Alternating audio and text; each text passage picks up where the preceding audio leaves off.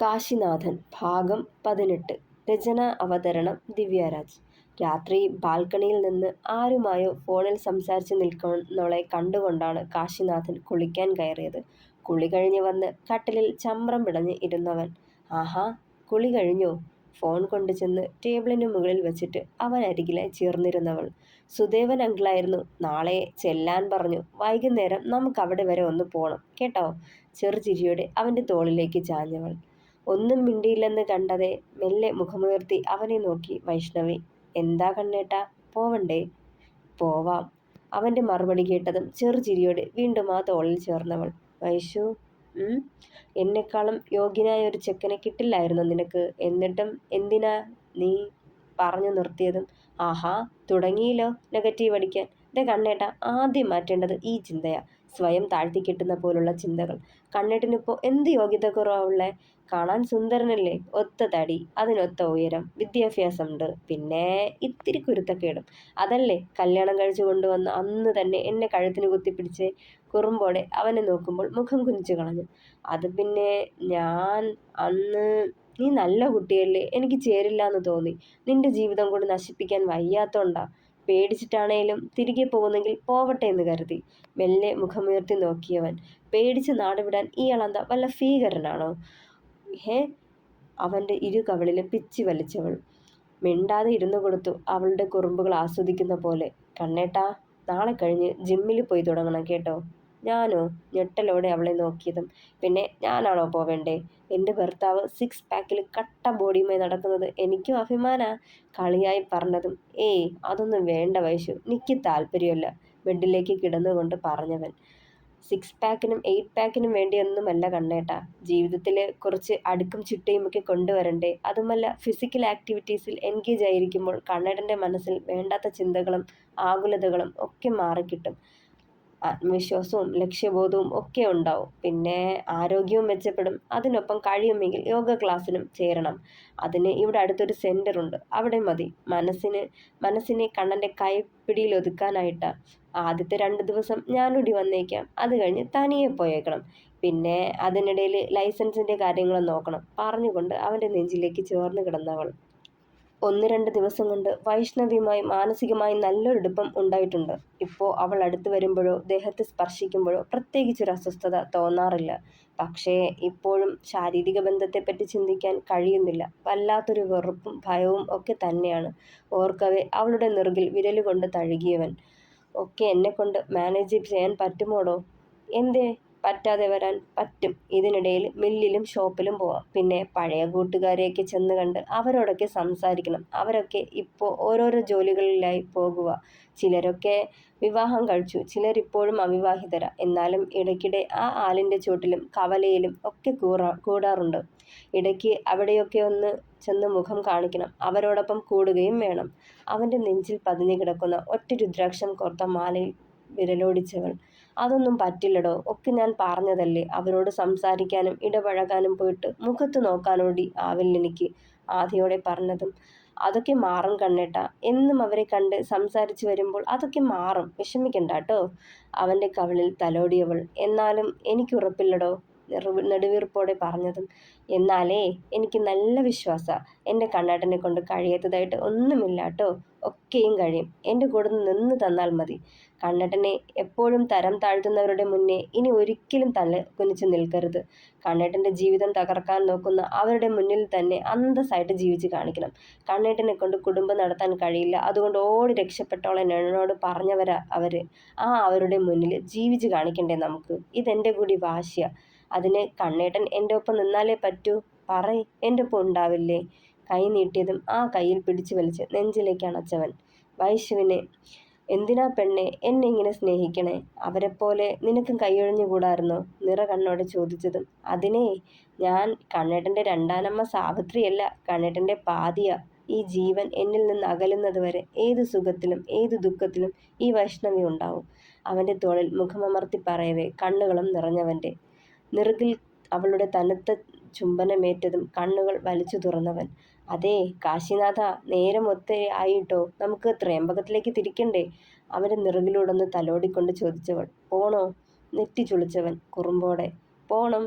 കാശിനാഥൻ തോറ്റിട്ടില്ല എന്ന് അവരെയൊക്കെ അറിയിക്കണ്ടേ? ചെറുചിരിയോടെ പറഞ്ഞതും മെല്ലെ എഴുന്നേറ്റവൻ മൂരി നിവർത്തിക്കൊണ്ട് അവളെ തന്നെ ഉറ്റുനോക്കി. ഓരോ തവണ താൻ പ്രതിസന്ധികളെ അതിജീവിച്ച് ഉയരാൻ നോക്കുമ്പോഴും തല്ലി വീഴ്ത്താറേയുള്ളവർ. ഇനിയും അങ്ങനെ തന്നെയാവും. മറ്റുള്ളവരുടെ മുന്നിൽ വെച്ച് എൻ്റെ ആത്മാഭിമാനത്തെ വ്രണപ്പെടുത്തി കുത്തി നോവിക്കാനുള്ള അസ്ത്രം അവര് തന്നെ എനിക്ക് വേണ്ടി മെനഞ്ഞു തന്നിട്ടില്ലേ? ഹോമോസെക്ഷൽ എന്ന എൻ്റേതല്ലാത്ത ഐഡന്റിറ്റി നോവോടെ പറഞ്ഞതും ഇയാൾ അങ്ങനെ അല്ലെന്ന് വിശ്വസിക്കുന്നവരുണ്ടല്ലോ, അവരെയൊക്കെ മാത്രം നോക്കിയാൽ മതി ട്ടോ. അവൻ്റെ നെറുകിൽ മെല്ലെ ചുണ്ടമർത്തി അവൾ.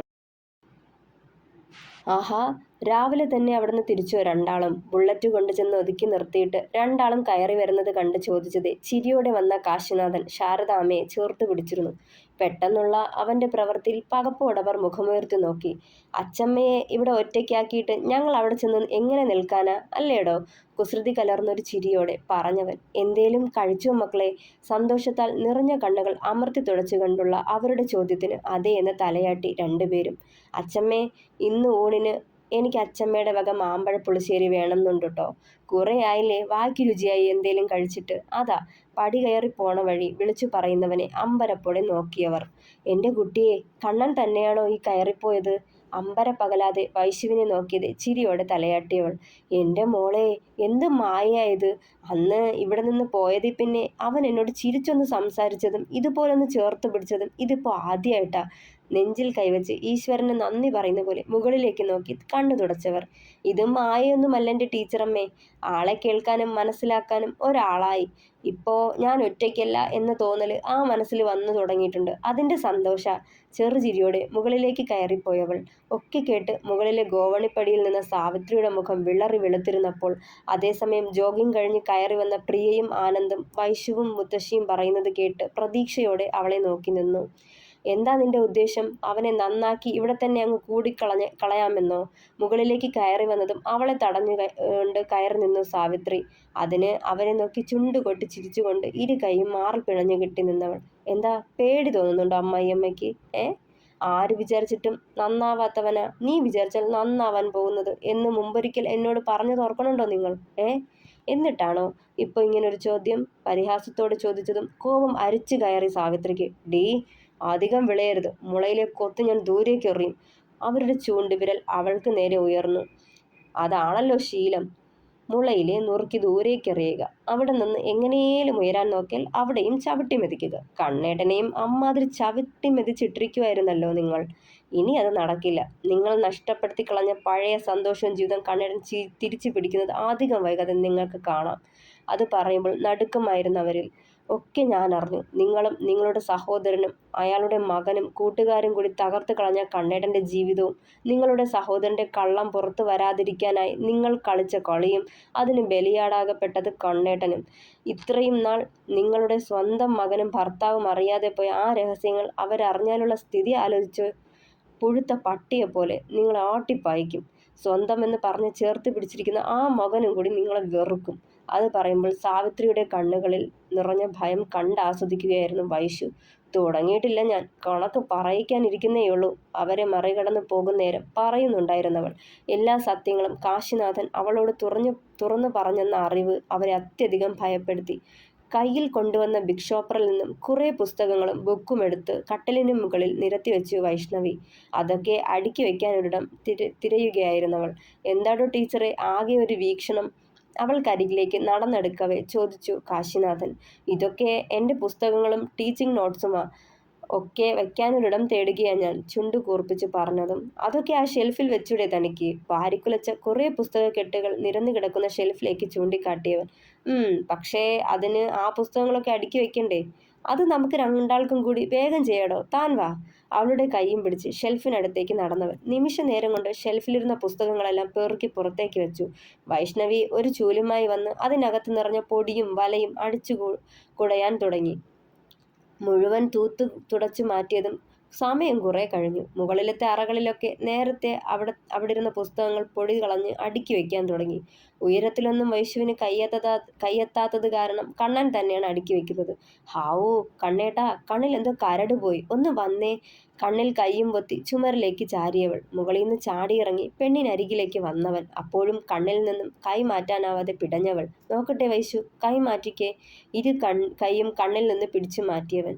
ഏത് കണ്ണിലാടോ? ഇരു കണ്ണും അടച്ചു പിടിച്ച് നിൽക്കുന്നവളോടായി തിരക്കിയതും വലത് കണ്ണില. ഇടം കണ്ണ് കുറുക്കി തുറന്നു പറഞ്ഞവൾ.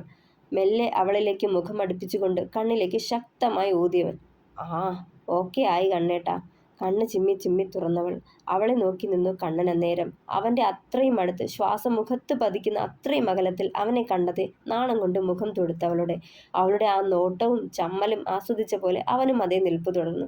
കണ്ണേട്ടാ മാറി നിൽക്കൂട്ടോ, എനിക്ക് പോകണം. ചമ്മിയൊരു ചിരിയോടെ മുഖം കുനിച്ചത് അവളുടെ നെറുകിൽ അവന്റെ ചുണ്ടുകൾ പതിഞ്ഞമർന്നു.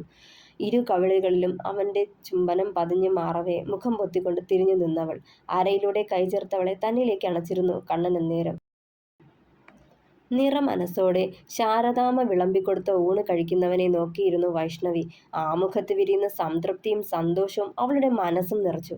കണ്ണാ, ഇത്തിരി കൂടി ചോറ് വിളമ്പട്ടെ മോനെ. ശാരദാമ്മ സ്നേഹത്തോടെ അവന്റെ നെറുകിൽ തലോടി.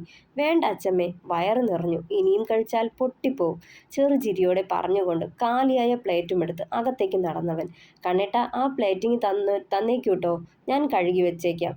വൈശു പിന്നാലെ ചെന്നു. വേണ്ടടോ, ഇതൊക്കെ ഞാൻ ചെയ്തോളാം, എനിക്ക് ആവതില്ലാത്ത കാലത്ത് താൻ ചെയ്താൽ മതി. ചെറുചിരിയോടെ അത് വൃത്തിയായി കഴുകി വെച്ചു. ഊണ് കഴിഞ്ഞ് പുറത്തെ തിണ്ണയിൽ ചെന്നിരുന്നു കാശിനാഥൻ. അപ്പോഴേക്കും അവന്റെ ശിങ്കിടികൾ മൂന്നും ഓടിപ്പാഞ്ഞെത്തി അവന്റെ മടിയിലേക്ക് ചാടിക്കയറി. മെല്ലെ അവരുടെ പതുപതുത്ത ദേഹത്തോടെ തഴുകിക്കൊണ്ടിരുന്നവൻ. ആഹാ, ഇവിടെ വന്നിരിക്കുക. വൈശു മെല്ലെ അവനരികിലേക്ക് ചെന്നു. ഇരിക്കടോ. ദേ, ഈ കുറിഞ്ഞിയെ കണ്ടില്ലേ? ഇവൾക്ക് മാത്രമായിരുന്നു എന്നോട് ദേഷ്യവും പകയും ഒന്നുമില്ലാതിരുന്നത്. എനിക്ക് ഈ വീട്ടിൽ ആകെയുണ്ടായിരുന്ന കൂട്ട് മിണ്ടാപ്രാണിയാ.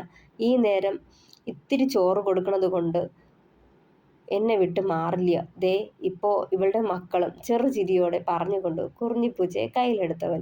അതേ, ഇപ്പോഴും ഈ മിണ്ടാപ്രാണികളുടെ കൂട്ട് മാത്രം മതിയോ കണ്ണേട്ടന്? അവൻ അരികിലായി ചെന്നിരുന്നവൾ. ഇപ്പോ എനിക്കൊരു കുറുമ്പിപ്പൂച്ചയെ കൂടി കിട്ടിയിട്ടുണ്ട് കൂട്ടിന്. പറയവേ അവളെ നോക്കി കണ്ണ് ചിമ്മി കാട്ടിയവൻ.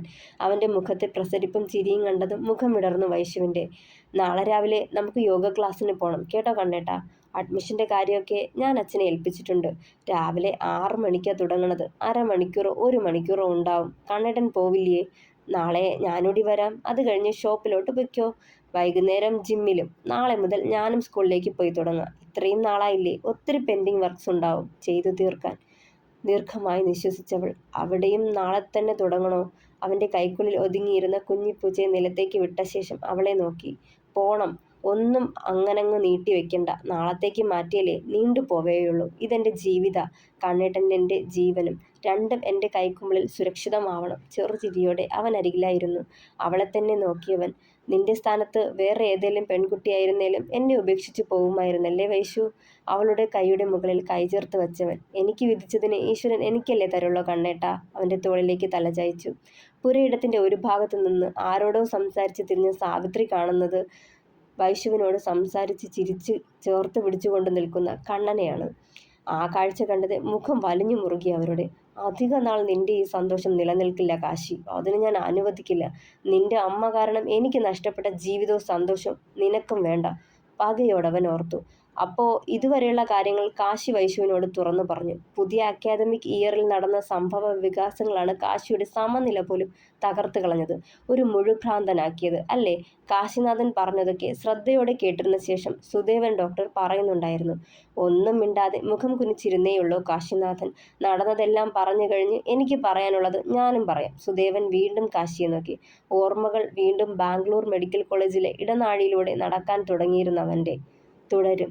കഥ ഇഷ്ടമാകുന്നെങ്കിൽ കമൻറ്റ് പറയണേ. അതുപോലെ സപ്പോർട്ട് ചെയ്ത് കൂടെ ഉണ്ടാവണം. Thank you.